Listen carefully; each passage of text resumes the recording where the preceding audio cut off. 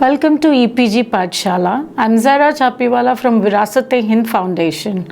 Today, under the paper of Art and Architecture of India, we are going to talk about the Kalinga school of temple architecture, which was prevalent in the Kalinga region, that is the present-day Odisha and parts of Bihar and Bengal. Under this paper, we are planning to talk about origin and development of the Kalinga school of architecture, the three types of temples that are prevalent there, of course, their features and evolution, and also what are the famous prominent temples of the region. Odisha, or the present-day Odisha, or the ancient Kalinga, was situated on the eastern seaboard of India and has been a major center of Hindu religious architecture from 7th century CE. Bhubaneswar, the capital of Odisha, literally means Bhuban, abode of Ishwar, God, here Shiva. There is also, this region is also known as the Ekamra Kshetra. Why? Because Shiva, which is the predominant deity that is worshipped in the region, his linga was found under a mango tree, a single mango tree, Ek Amra. So that is how the name comes, Ekamra Kshetra. In fact, it's very interesting to note that the name Bhubaneswar could also be coming from his consort, which in the Kalinga temples is Bhuneshwari. Now, this city was at the heart of building activity. At one point of time, there were thousands of temples, though today only a few remain extant. The temples of Bhubaneswar display exquisite craftsmanship and artisanship in sculpture, carvings, ornamentation, architecture. It is very interesting to note also here that the outer walls of the Kalinga temples are sculpted heavily, but the inner walls remain plain. There are very few temples that have sculptures. Even if they do exist, they are very few. It is the outer walls that are embellished very beautifully. We will talk about that a little more later. So, Ekamra Kshetra sprawls over 10 miles with the Lingaraj temple and the Bindusagar lake as its center, the nerve center basically, from where it spreads. According to Ekamra Purana, 7,000 temples existed in the vicinity of just Bindusagar, just that one lake. Today, out of those thousands, only a few remain extant. And from 12th century CE, the focus of temple building shifted from Bhubaneswar, which was the nerve center, to Puri and Konark. We will even be talking about how this system came into decline a little later. This is how Kalinga Desa looked like. Today it is the district of Bhubaneswar. Kalinga Desa, which was there earlier, was the belt between the two rivers Mahanadi and Godavari, as you can see in the map. In 3rd century BCE, Kalinga was annexed by the Emperor Ashoka after the Kalinga War, and that is how the name came. It was subsequently ruled by several dynasties, including the Mahameghavahana, Sailadbhava, Bhaumakaras, Somavanshis, Eastern Gangas, and the Gajapatis. Between the periods of 11th and 15th century CE, Kalinga was ruled by the Eastern Gangas, who also bore the title of Kalingadipati. And that is how they called themselves the Adipatis, or the rulers, and that is why the title Kalingadipati. Some of Odisha's greatest temples, such as the Jagannath temple at Puri and the Sun temple at Konark, were built by the Eastern Gangas. Their capital was originally located at Kalinganagar, which is Mukhalingam in present-day Andhra Pradesh, and it was later shifted to Cuttack, which is the present-day Cuttack, in 12th century CE. Now, the temples of Odisha follow a local style of Nagara, or the North Indian school of temple architecture. Basically, the temple architecture in our country have been divided into the north, south, and the hybrid, that is the Nagara, Dravida, and the Vesara style of temple architectures. Broadly, the Kalinga school of architecture comes under the Nagara style of temple because of its shikhara, curvy linear shikhara. But of course, there are points which also display some of the features of the Dravida school of architecture as well. So they're quite different, very distinct from the other temples, and that is why they have a separate, they are considered a separate genre altogether. The temples of Kalinga order followed a common structural and elevation plan. In the Kalinga school of temple architecture, all the temples had this particular hierarchy of command of how they were built. There was the Karta, the patron, or the king who wanted to build the temple or who would finance the temple. The temple was predominantly built or planned by the Mukhya Sthapati or the chief builder. And then there was the Sutragrahani, the chief engineer. In most of the cases, this chief engineer, Sutragrahani, was the son of the Mukhya Sthapati or the chief builder. Once they would select the site of where the temple has to build, even that involved a lot of knowledge of Silpa Shastras, Vastu Shastras, and other such sutras which talked about geology, geography, magnetism, and they would place a point where the Garbhagriha or the Sanctum Sanctorum would be built, and from there would be an axis running vertically. That is the point from where they would start building. Then would come the Bardhanikas or the masons who would start dressing stones and build it, and then would come the Kastakas or the sculptors who would sculpt what was built. This was the process used, and most of the materials used were mostly chlorite or laterite, mostly chlorite, laterite, and a little later there were also temples that used clay bricks. There were only few of the temples who used the clay bricks, but mostly it was chlorite. Then because of its long-lasting nature, and also that it is easy to sculpt. Now the superstructure of a temple, a Kalinga temple, would be basically divided into three parts: the Bada, the Gandhi, and the Mastaka. That is the lower limb, the body, and the head. Actually, all the temples in the school of architecture have taken their names from parts of the human body. Even the structure is like that. So you have the lower, middle, and upper torso. We are talking about that. So we will go through the structure in detail, which is the Bada is the vertical section of pilasters from the Pitha, that is the plinth, up to the base of the Kalasha, that is the Shikhara from the top.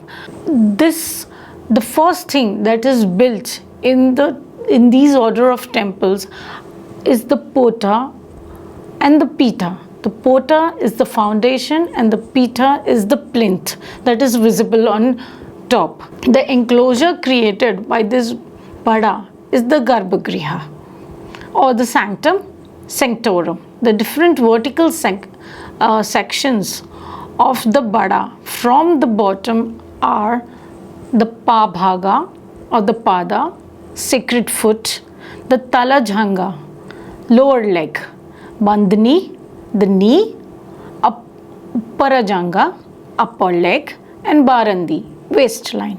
As I've already said before, we take names from the human body. So Gandhi is the body segment of the temple above the Bada, wherein the Rekhas or the Pagas are prominent. These rathakas or pagas are the curvy linear pilasters like structures rising above the bada level, and they gradually curve inward and form a horizontal surface called the Ghoda Chakkada. It is named the Ghoda Chakkada because Chakkada means a slab of stone and Ghoda means a cover.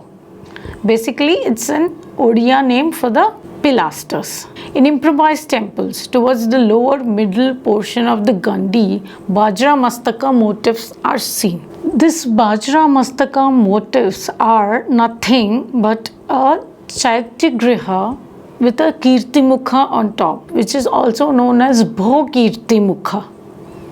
The Bhokirtimukha. The Bhokirtimukha is where you have the mythical and the real worlds coming together because you have a fantastic, a mythical creature there. Okay, in tall temples, more than one Ghoda Chakkada are used, which means that there are many levels or closed chambers created.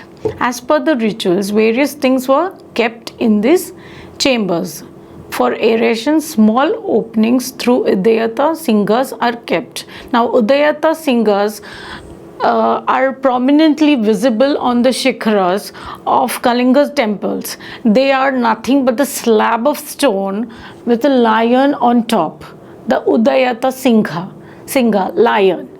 The lion is mostly below. There is an elephant. Sometimes the elephant might not be there and there is only a slab of stone. But what they indicate is that there is an opening of a chamber in which a few ceremonial things are kept. And they are always above the level of the Ghoda Chakkada, the Udayata Singhas. So, this basically is also a variation of the Gajasimha Vidala or the Vyala. The Vyala or the Vyali, that is the most commonly seen on the walls of Odishan temples or the Kalinga order, are the Gajasimha Vyala. Gaja, elephant, Simha, the lion. The Mastaka of the temple. This is how it looks. The Mastaka of the temple is divided into 6 parts. The neck or the beki, the 3 pattadhara, the 3 thin lines on the upper portion of beki just under the amalaka. You have to note, these are very big. You might think these are small, but these are very big. The scale is very high. So if you notice in the temples, you can easily find these 3 thin lines on the upper portion of beki just under the amalaka shila. In the Kalingan order of the temples, the amalakas or the rib stone on top, the gooseberry structure, rib stone, that is known as amalaka otherwise, is known as the amalaka shila. The amalaka shila. Then there is a khapuri, that is the cap-like structure on top of the amalaka shila. Then there is the kalasha, the sacred pot, and the sacred pot here is not just another pot. It also has various parts, which are pada, dori, handi, patti, beki, khapuri and gaddi. And because these are 8 parts, that is why it is known as the Ashtanga Kalasha. The Ayudha or the sacred weapon.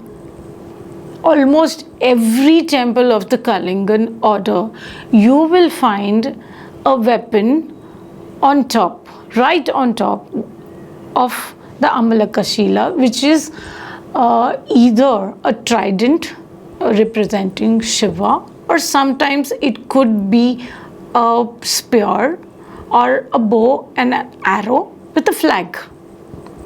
With a flag. There will always be a flag there.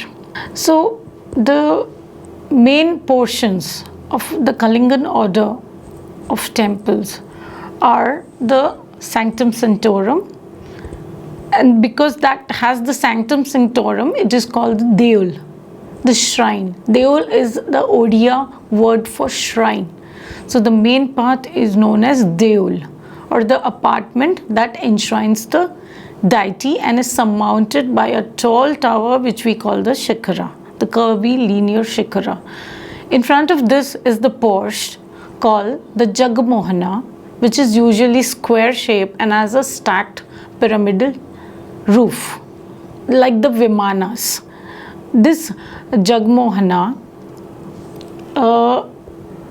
was how the Kalingan temples started, with just one Jagmohana and one Deul, that is the Rekha Deul temples mostly exhibit these features. Later on, as the temples started evolving and as the rituals also with them started evolving, there were two more structures added in front, which is the Natya Mandapa or the dance hall, the Bhoga Mandap, which was meant for feasting, hall of offerings. It is very interesting here to note that the development of Natya Mandapa is the development of the Odissi dance, because it also is related to the Devadasi system that was prevalent at that time, when girls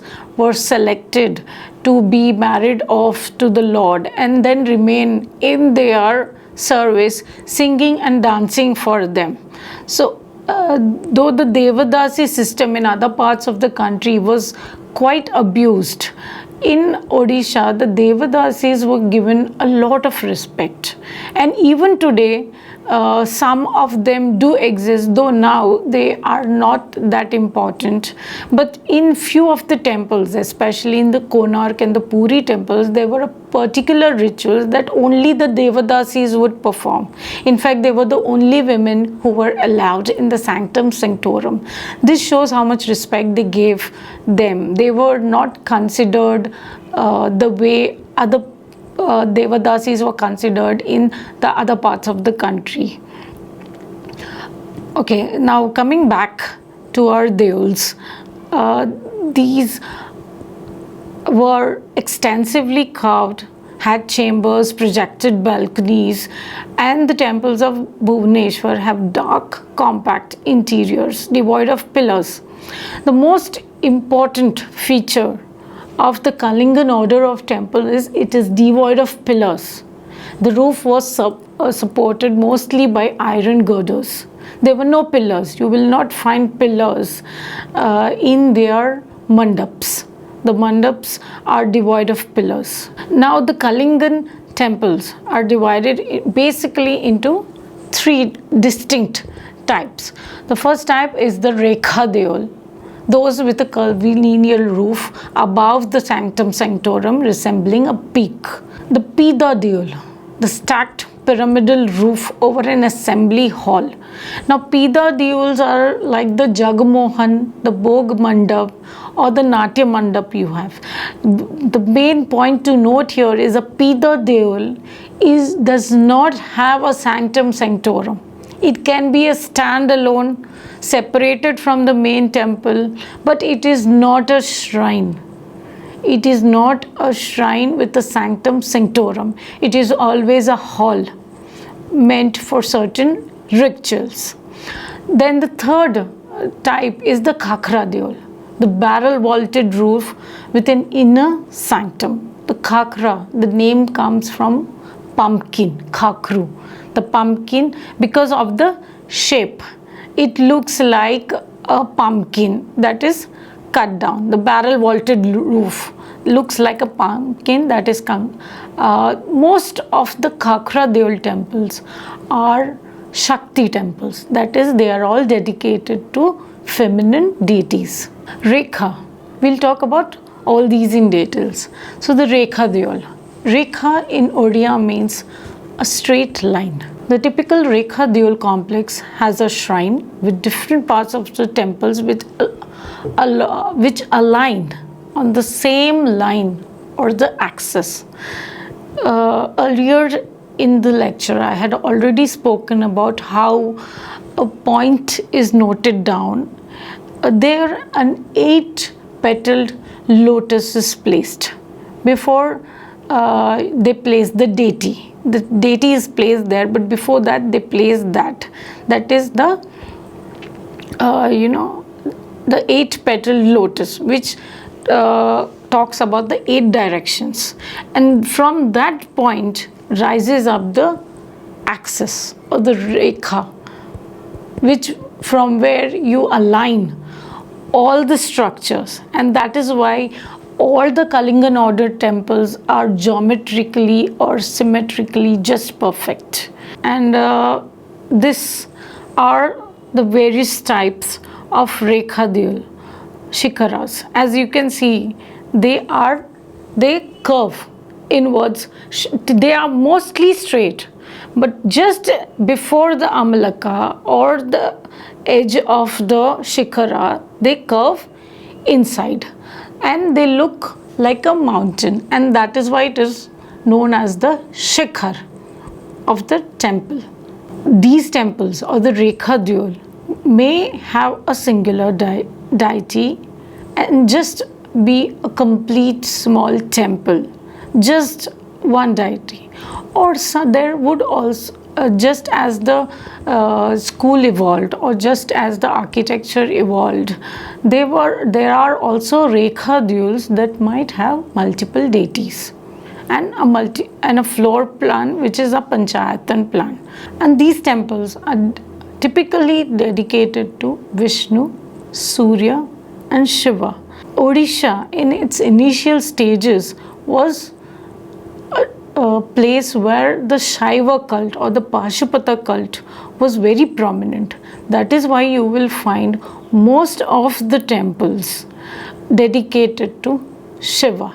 It was only later when the Eastern Gangas came to rule, and later the Gajapatis, they were Vaishnavites, and that is why you will find few temples where the elements were introduced, Vaishnavite elements are introduced, and that is why you will also find deities like the Harihara.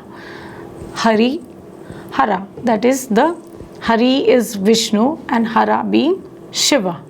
The most distinct examples of Rekhadiyul types of temple are the Jagannath temple at the Puri and the Lingaraj temple in Bhuvaneshwar.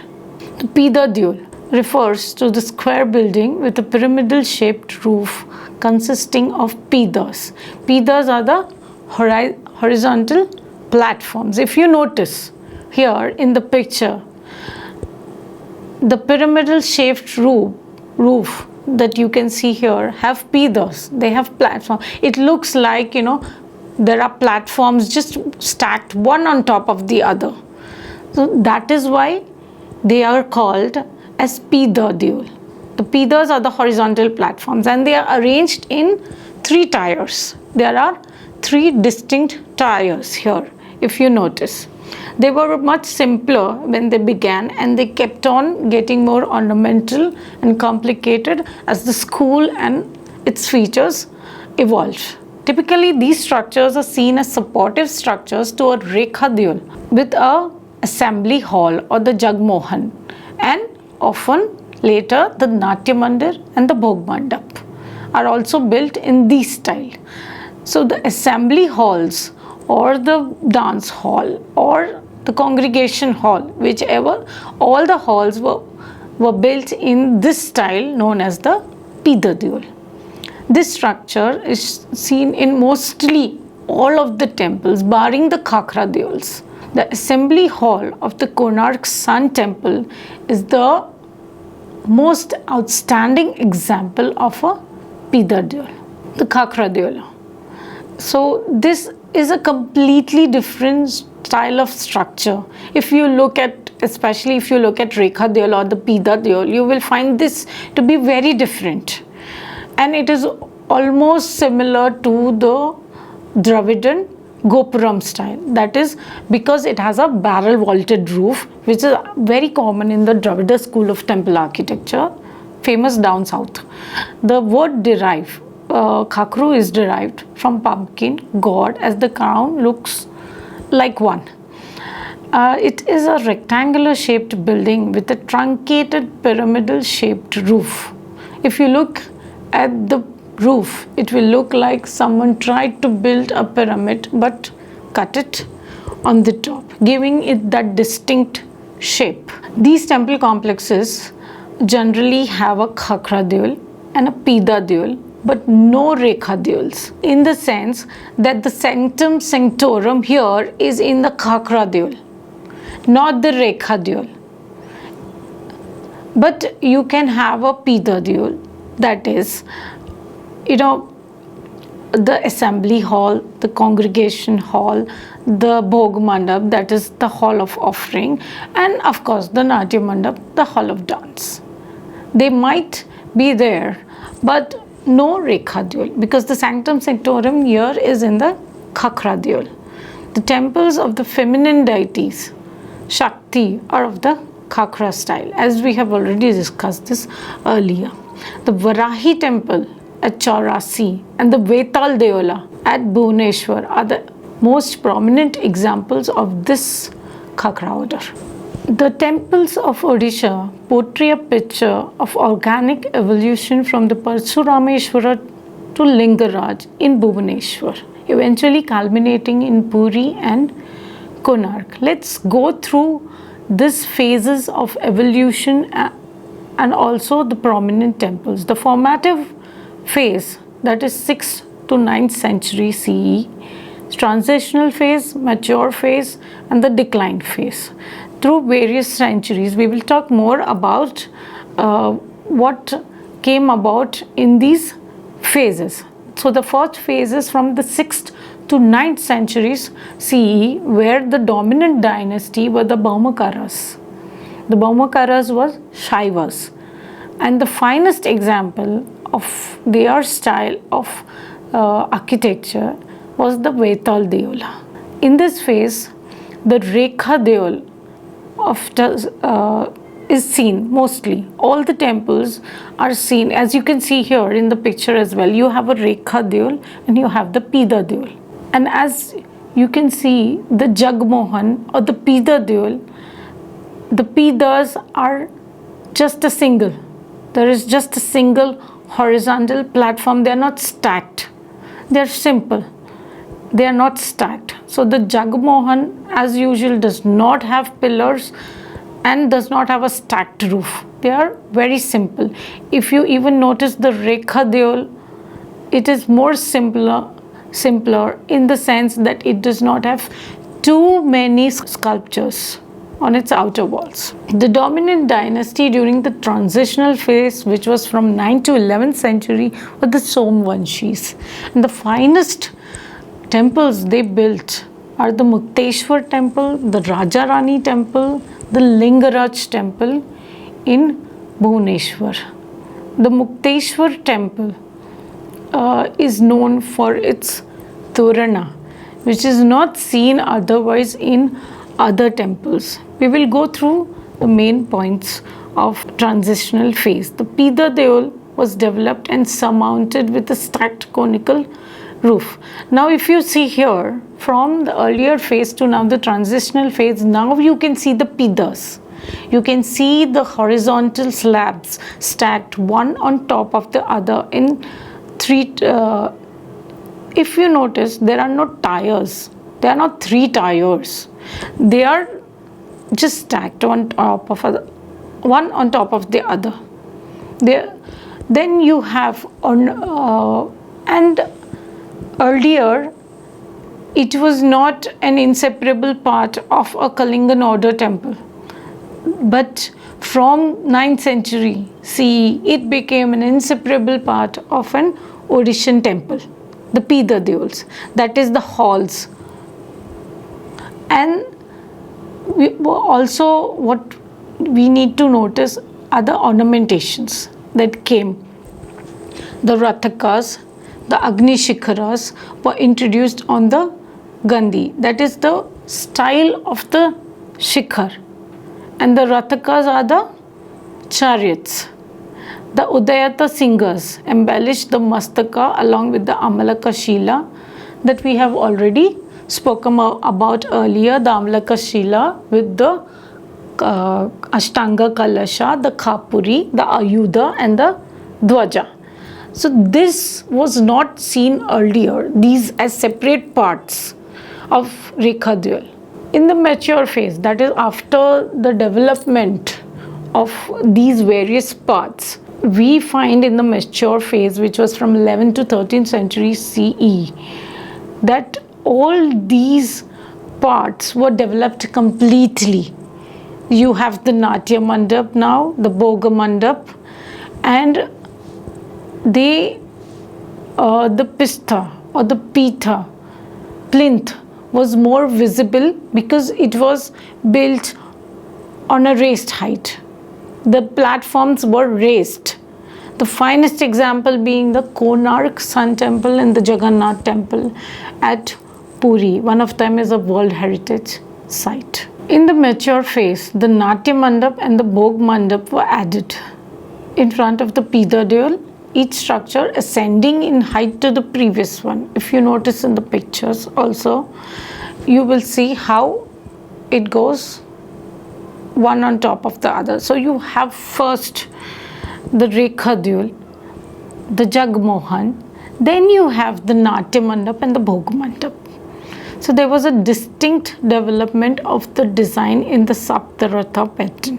Instead of having just one main deity in the Sanctum Sanctorum, there were 3 or more Sanctum Sanctorums with multiple deities. The provisions were made for porches and subsidiary temples for accommodating the Parasvadevtas or the aligning deities. One of the most dominant features of the Jagmohan were the 6 sadhana motives, or the Guru imparting instructions, or related motives of a royal figure surrounded by courtiers or riding in a procession. The sculptures seen on the Kalingan temples, we will be talking about them in more details a bit later, were very different and very distinct, and they had their own significance. We will be talking about them. This became a standard decoration of the Gava Samadana panel on the transept, a placement prescribed in the Silpa Prakash. Like you had the Silpa Shastras, there were other treaties as well, one of them being the Silpa Prakash. According to Silpa Prakash, this was a standard decoration, these 6 sadhana motives. From this was developed the concept of the Mukti Mandap during the 15th centuries. During the decline phase, that is when this school of temple architecture began to decline, the dominant dynasty during this period were the Gajapatis. The sculptural art of the Kalingan temples may broadly be classified into, that is the sculptures that you will notice on the temples or the panels, the deities, the celestial figures or apsaras, the musicians, nymphs, secular sculptures, architectural motifs, decorative patterns like the floral, geometric motifs, etc. Among the female divinities that adorn the temple walls of Odisha, the most noteworthy depictions are those of Salabanjikas, the woman embracing the tree. As you can see here, this is a very common motif on all temples of the Kalingan order, because the woman here embracing a tree, generally a sal tree, though not necessary, but the name comes from there, Salabanjika, or the Yakshini who is embracing a tree, is a fertility rite, because the tree denotes abundance. Fertility is seen in the flowering trees, the voluptuous forms of the women, and also sometimes in the child accompanying the woman. Salabanjikas are also Yakshinis, forest dryads, fertilizing deities who have the power to bring trees to flower by the mere touch of the foot. That is why they are the forest nymphs. They were manifestations of Shakti, Lord Shiva's female principle. After he divided himself into the male and the female parts, Shakta and Shakti, the male further split into 11 Rudras, while the female divided itself into a multitude of Shaktis, the Yoginis, the Yakshinis. Hirapur, a village on the outskirts of Bhubaneswar, has preserved a beautiful Yogini temple where Shakti is manifested in its 64 forms. In fact, with the Kalingan order being very distinct, there is also another form of temple architecture which is the hypaethral style, that is circular temples which are roofless. These temples, all dedicated to the Yogini, called the Yogini temples, are presently there at only 5 to 7 places in entire country, and these type of temples are exactly what inspired the design of our Parliament House. The Parliament House that is present in Delhi today is inspired from these Yogini temples, and one of the most well preserved and the most beautifulest of Yogini temple is in Hirapur, which is in Odisha. Through their glamour and power, these goddesses pull the devotees to their central divinity. There are also beautiful Alasakanyas, the indolent damsels, wanting their voluptuous beauties in seductive poses, musicians, dancers, and figures of love, both sublime and sensual, in great moving forms. You will find these Alasakanyas, that is, they are just there enjoying their time and being there on the walls of the temples. They are the most predominantly seen nymphs apart from the Salabanjikas, the Alasakanyas. The Nagas and the Naginis are the other group of deities, the serpent deities that can be seen on the walls of Kalingan order temples. The Nagas and the Naginis coexist with Yakshinis on the temple walls. Otherwise, they are supposed to be living in the Patal Loka.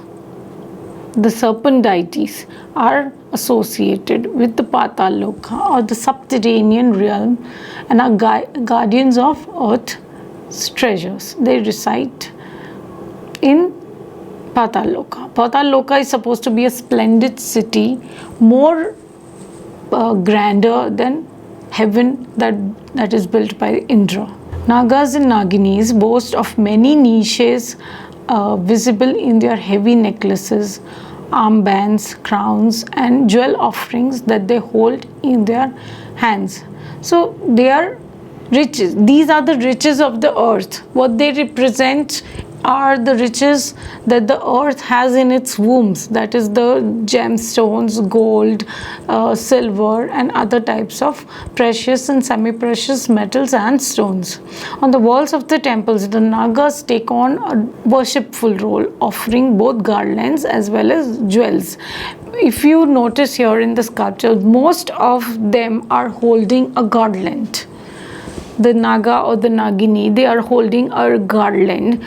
The garland and whatever the jewels that are there are mostly for offering to the deity. Some of the Odishan temples display musicians and dancers on their exterior walls.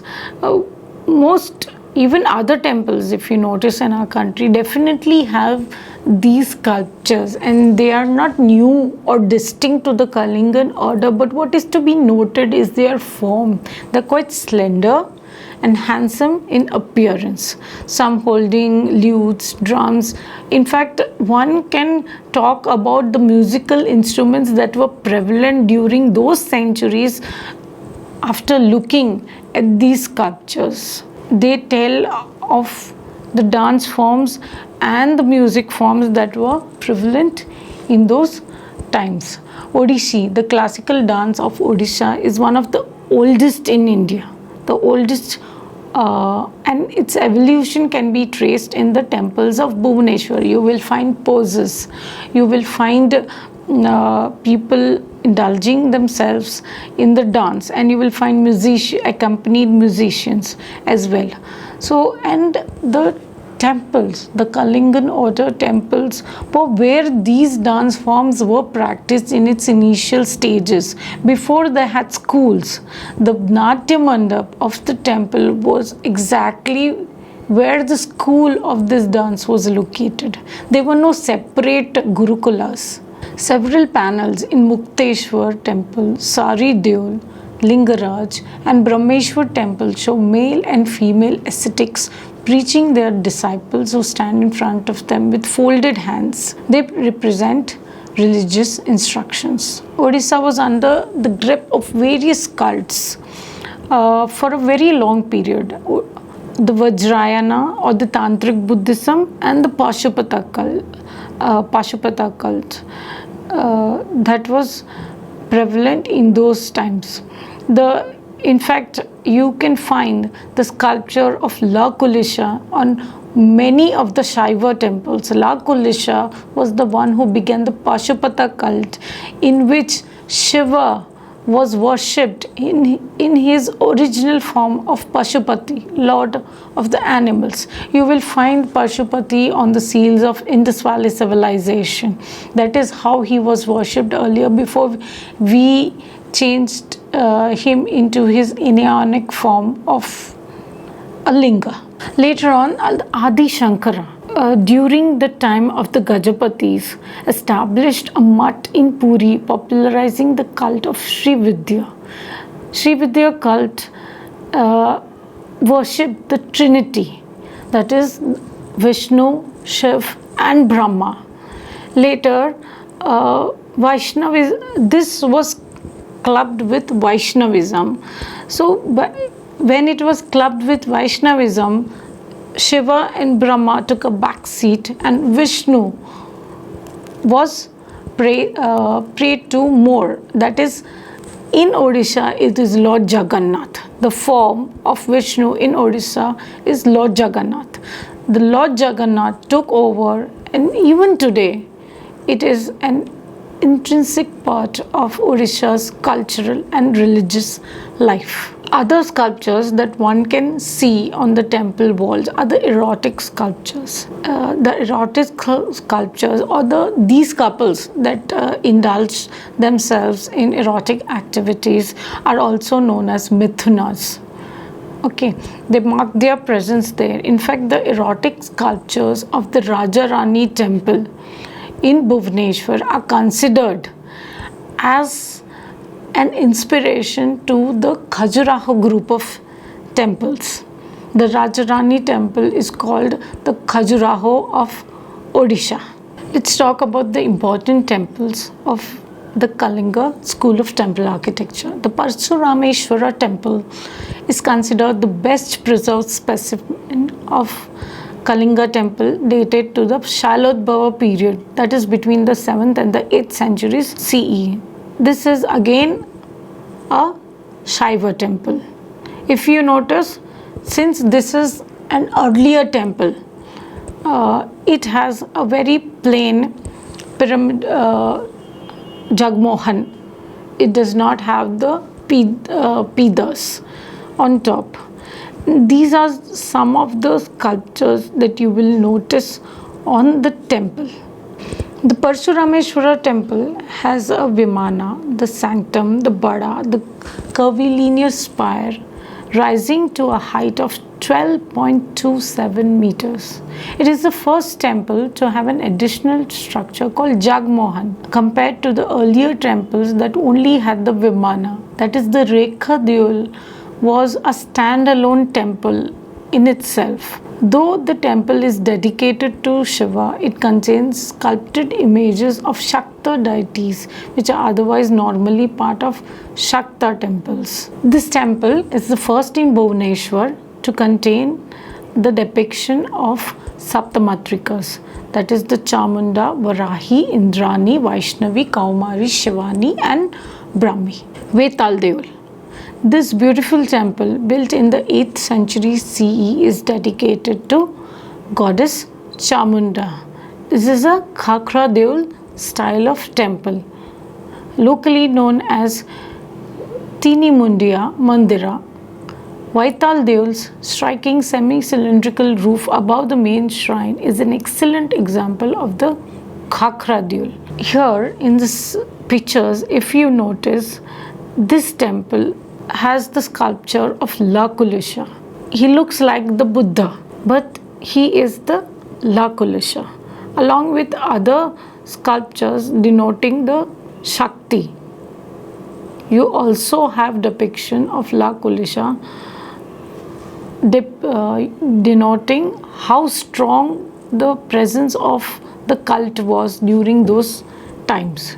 The outer walls are encrusted with panels of Hindu deities, mostly Shiva, Parvati, hunting processions, capturing of wild elephants, occasional erotic couples, the Mithunas. The facade of the Deol above the left of the Jagmohan is dominated by two Chaitya windows.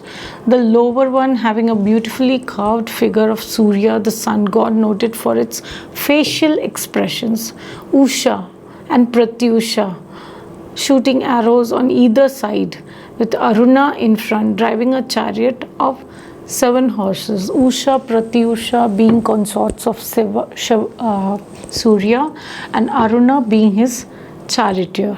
The medallion in the upper Chaitya window houses a 10-armed Natraja, or the dancing Shiva.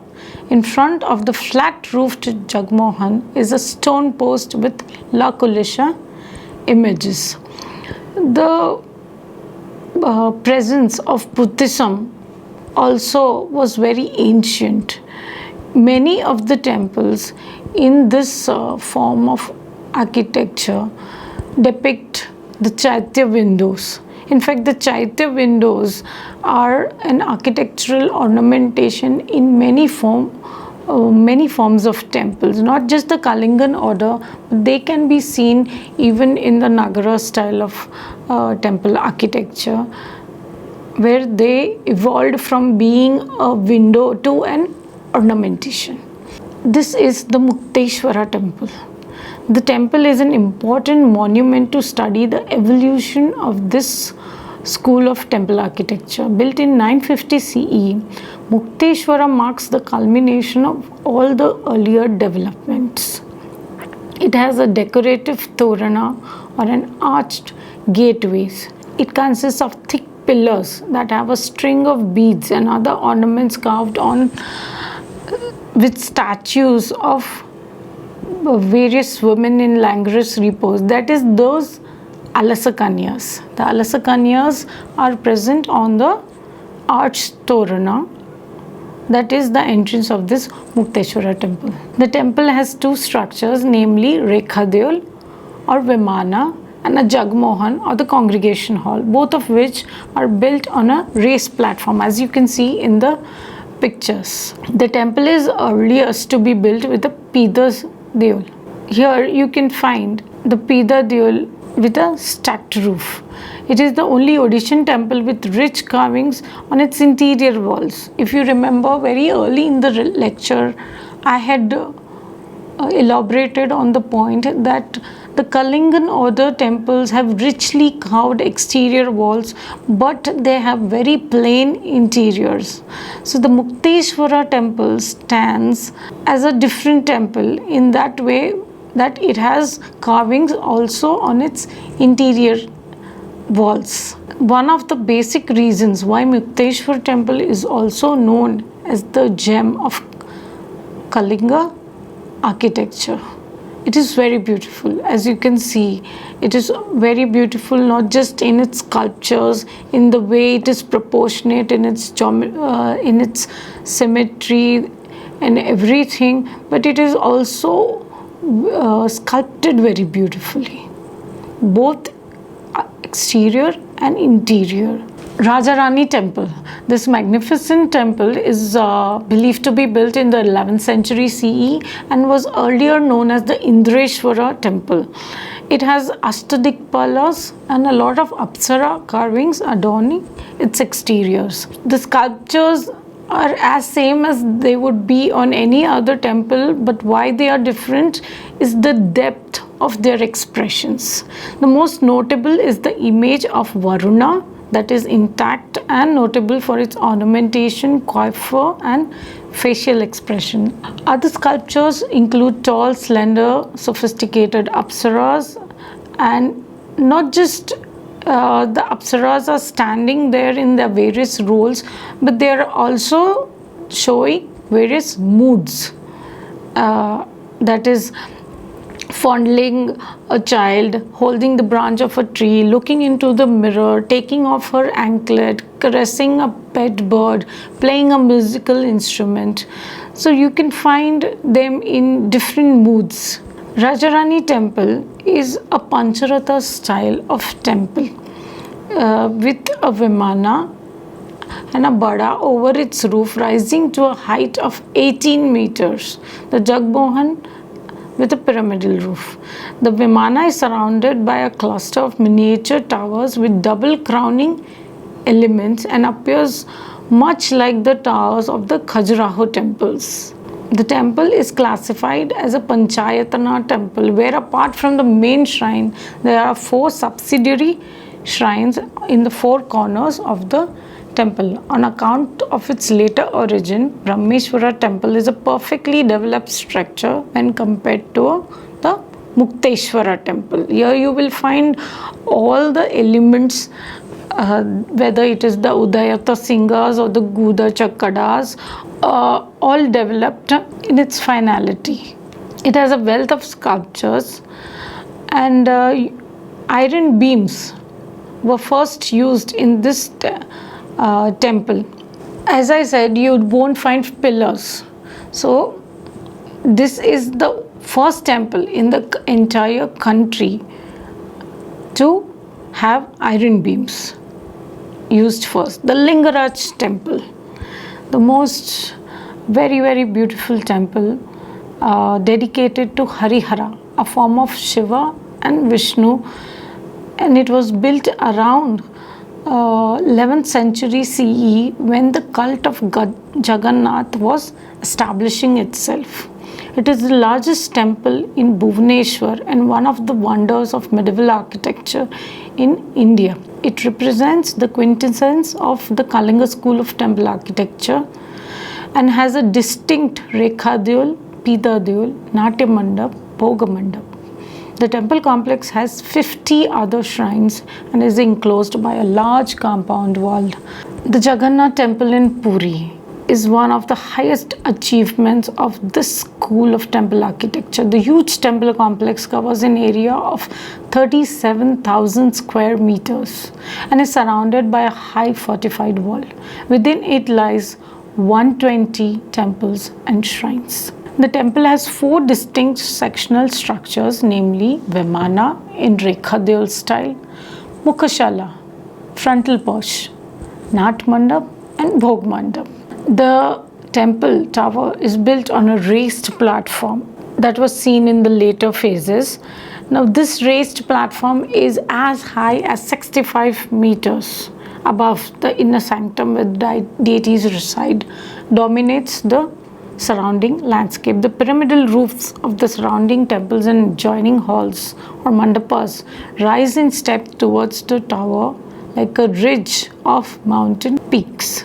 The Sun Temple in Konark, among all the Kalinga temples, the one that stands unparalleled in terms of both architectural conception and sculptural brilliance, is the great Sun Temple at Konark. At present, only the Jagmohan remains. Its soaring Vimana lost long ago. The sheer size of the perfectly proportionate structure is matched by the endless wealth of decoration on its body, from minute patterns in bas relief executed with jeweler's precision to boldly modeled freestanding sculptures. The temple was conceived as a huge chariot with the halls as the main body of the chariot.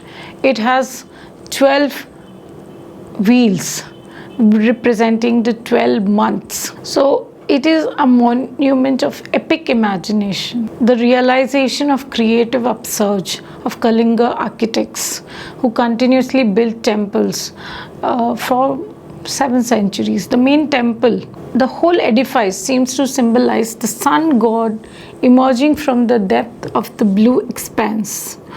There is also a subsidiary shrine dedicated to Aruna, his charioteer. The lavishly ornamented wheels of the divine chariot are carved against the sides of the high platform and also on the two sides of the east staircase immediately in front of the main entrance to the form. It is the height of the Jagmohan is 39 meters. The Vimana, which was supposedly 70 meters tall, existed up to 1837, and among the structures which have survived to the current day are the Natya Mandap and the Pog Mandap. The current temple is attributed to Narasimha Deva of the Eastern Ganga dynasty. The temple may have been a monument built to his victory against Tughral Tugan Khan. In 1984, UNESCO bestowed it with the honor of being a World Heritage Site. You can see huge elephants here. The Gajasim Vidala took a different form in Konark temple.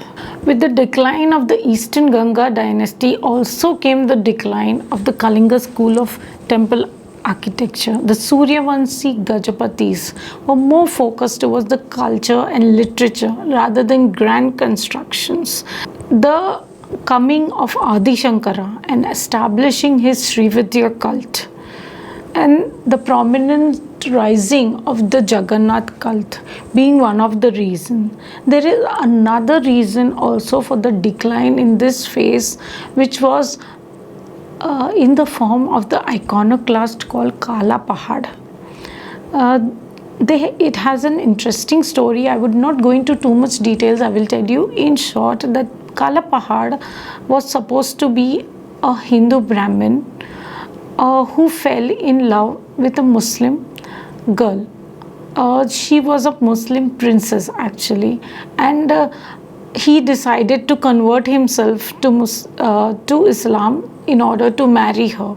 But down the line he realized that he cannot live the life of a Muslim, so he came back to Odisha and decided to reconvert himself.